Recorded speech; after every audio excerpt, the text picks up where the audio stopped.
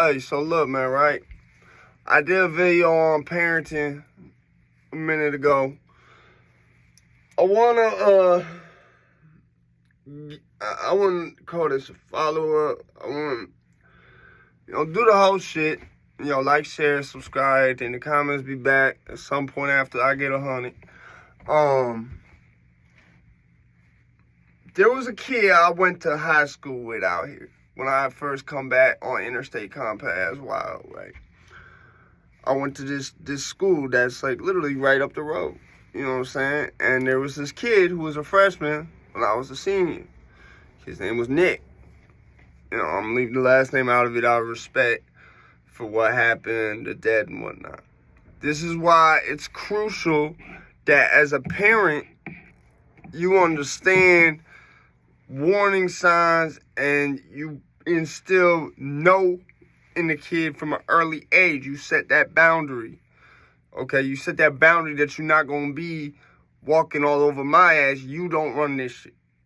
You see what I'm saying? And let me be clear, you can do that without ever laying a hand on the kid. Period. You can do that. You see what I'm saying? Like, for me, I wouldn't say with my kid, but I said this in another video.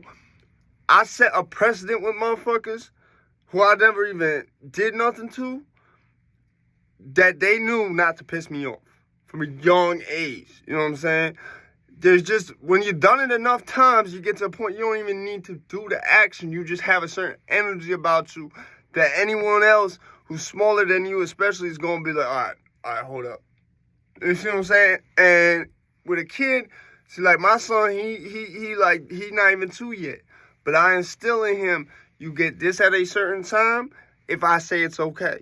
You get to do this now. Like, you got to set boundaries and parameters for shit. So, this kid, Nick, long story short, I used to pick on this kid. We fought a couple times.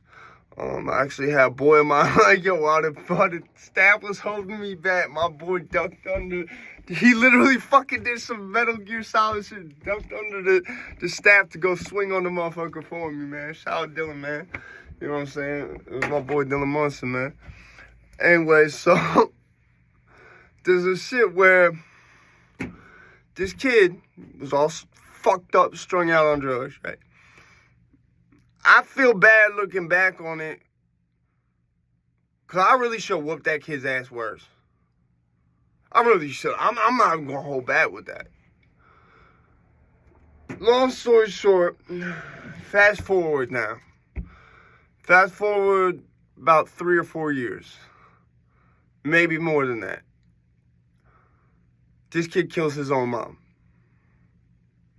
Over trying to get, and keep in mind, this kid grew up between his grandma and his mom. Dad was not in the picture. I noticed with my wife, I'm the one who has to be like, no. You tell him no with that. Because you got to instill that shit in them now, otherwise they're just going to run rampant.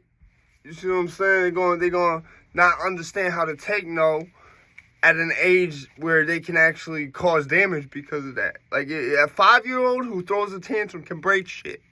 You know what I'm saying? A 10-year-old who can do more than that.